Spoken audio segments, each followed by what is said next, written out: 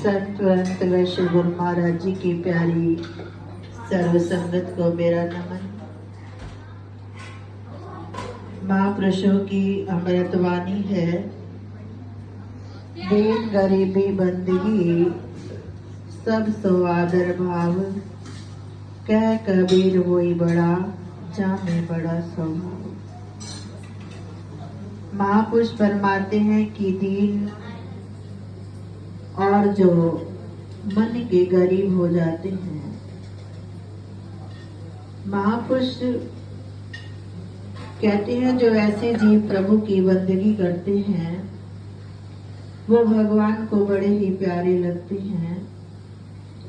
और कबीर दास जी अपनी वाणी में फरमाते हैं कि कोई बड़ी तपस्या कर ले, बड़ी साधना कर ले, कहते हैं कि उनसे बड़ा तो वही है जिसका स्वभाव अच्छा होता है। कि कठिन तपस्या कर लेने से भगवान नहीं रीझते, भगवान तो एक सद्भावना से प्रसन्न हो जाते हैं। भावना में शुद्धता है, भावना में दृढ़ता है और कोमलता है तो भगवान उस पर प्रसन्न हो जाते हैं, चाहे वो साधना करे या ना करे। क्योंकि भगवान की भक्ति बड़ी ही निर्मल है और निर्मल मन में ही आया करती है। जैसी वस्तु होती है वैसा ही बर्तन होता है तो वस्तु टिकती है, अगर वैसा बर्तन नहीं होता तो वस्तु नहीं टिकती। वो शेरनी का दूध होता है ना, तो वो स्वर्ण के बर्तन में ही ठीक रहता है, उसे दूसरे बर्तनों में डाल दिया जाता है तो दूध खराब हो जाता है। तो इसी तरह भगवान की भक्ति भी एक शुद्ध हृदय के मन में, जीव के हृदय में टिकती है। और जीव सोचे कि मैं भक्ति भी करूं और छल कपट भी मेरा पूरा रहे, तो वो भगवान की भक्ति नहीं कर पाता। एक बार किसी जंगल में एक तपस्वी तप में बैठा हुआ था।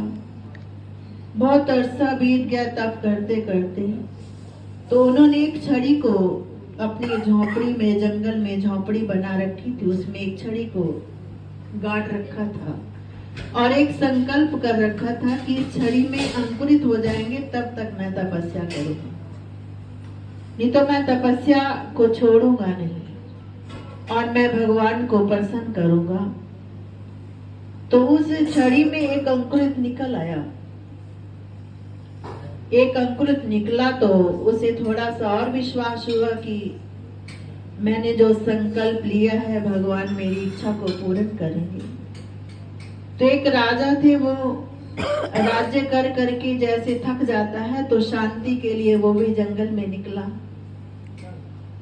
तो जब उसने साधु को देखा, तपस्वी को कि तप कर रहा है, तो उससे पूछा कि आपको बहुत अरसा हो गया तप करते हुए, आपने मन में कौन सा संकल्प ले रखा है? तो उन्होंने कहा कि मैं भगवान को प्रसन्न करने के लिए तप कर रहा हूँ और इस छड़ी को गाड़ रखा है, जब तक ये अंकुरित से भरेगी नहीं तब तक मैं नहीं उठूंगा।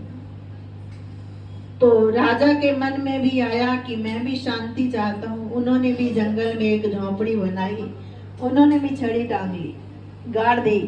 कहने लगे मैं भी इस छड़ी में जब तक अंकुरित नहीं आएंगे तो मैं भी नहीं उठूं। वो राजा भी बैठ जाते हैं। अब जब बैठते हैं तो भगवान तो समय समय पर परीक्षा भी लेते हैं।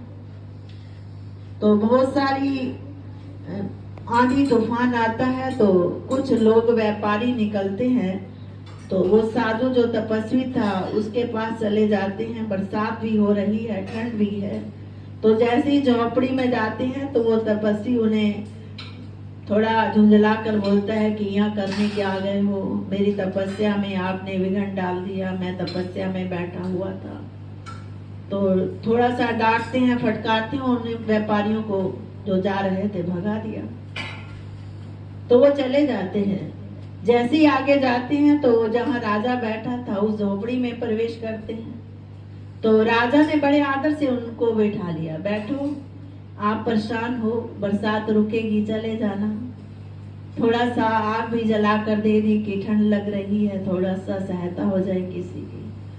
तो जैसे ही उन्होंने उन व्यापारियों जो लोग जा रहे थे उनका सम्मान किया, उन्हें सहारा दिया, थोड़ा सा मुंह के बोल ही तो होते हैं, अगर थोड़े से मिठास भरे वचनों का प्रयोग कर देते हैं तो दूसरे की आत्मा ठंडी हो जाती है। जैसी दूसरी की आत्मा को ठंड पहुंची तो अपना आप अंतर मन ठंडा हो जाता है, शांति से भर जाता है। हम सोचे ना कि दूसरों को हम धिक्कार दें, उसकी बेइज्जती कर दें और अपने आप को शांति का अनुभव करें, तो नहीं हो सकता। बस शांति चाहते हो तो दूसरों का सम्मान जितना हो सके कर लो, उसमें बहुत शांति है। तो जैसे उन्होंने अतिथियों का सत्कार किया तो सारी छड़ी अंकुरित से भर गई राजा की, जो एक थोड़े समय के लिए बैठा था। अंकुरित से भर गई, वो तो गदगद वाणी से प्रभु के गुणों को गाता हुआ नाचता हुआ उस तपस्वी के पास पहुंच गया कि मेरी तो छड़ी अंकुरितों से भर गई, आपकी भी छड़ी अंकुरों से भर गई होगी, आपको तो बहुत समय बीत गया। देखते हैं तो एक अंकुरित निकला था वो भी सूख गया।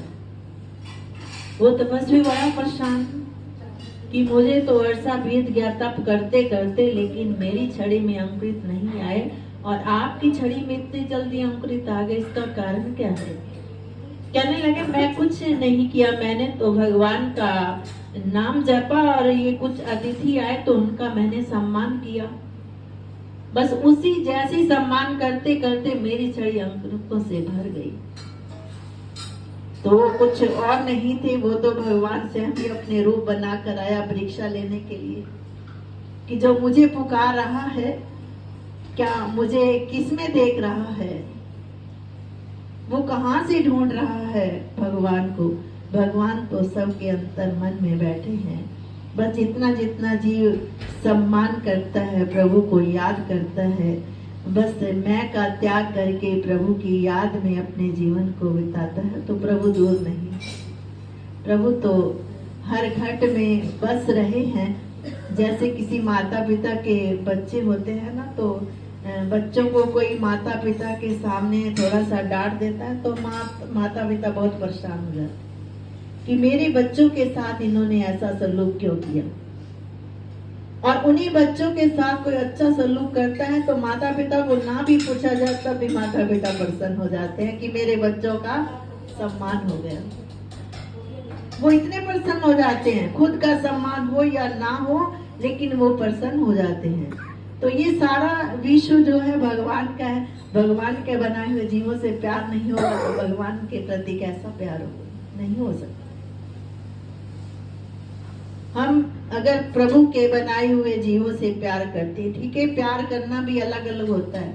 हम परिवार के जो बच्चे उनसे तो प्यार करते हैं, उनके साथ मोह होता है, मोह के प्रति प्यार करते हैं। कोई माता के घर बच्चे थे, दोस्त थे, आपस में पढ़ रहे थे तो एक दूसरे के घर आ जाते थे। तो एक बच्चा उसका मित्र था तो उसके घर में रुकने के लिए कुछ समय के लिए आ गया। तो माता पराठा बनाती है, उसे पराठा बनाकर देती है और अपने बच्चे को खुश्क रोटी देती है, सूखी रोटी दे रही है। तो वो बच्चा कहने लगा कि माँ मेरे साथ इतना फर्क क्यों करती है? उसको तो पराठा बनाकर खिलाते हो और मुझे रूखी सूखी दे देते हो। तो माँ उसे कहने लगी बेटा वो तो थोड़े दिन के लिए आया है, वो तो थोड़े दिन के लिए आया है, तो वो तो चला जाएगा, लेकिन मैं तो तेरे हमेशा तेरे को प्यार करूंगी और तेरे साथ प्यार भी किया है। अगर वो 4 दिन के लिए आया तो उसको मैं उसके लिए नहीं, मैं तेरे लिए ही। तो ये श्री गुरु महाराज जी की कृपा होती है, जो प्रभु के प्यारे होते हैं तो उनका मन बस एक जब शुद्धता की ओर जाता है तो उसे सब नजर आता है कि सब एक समान है।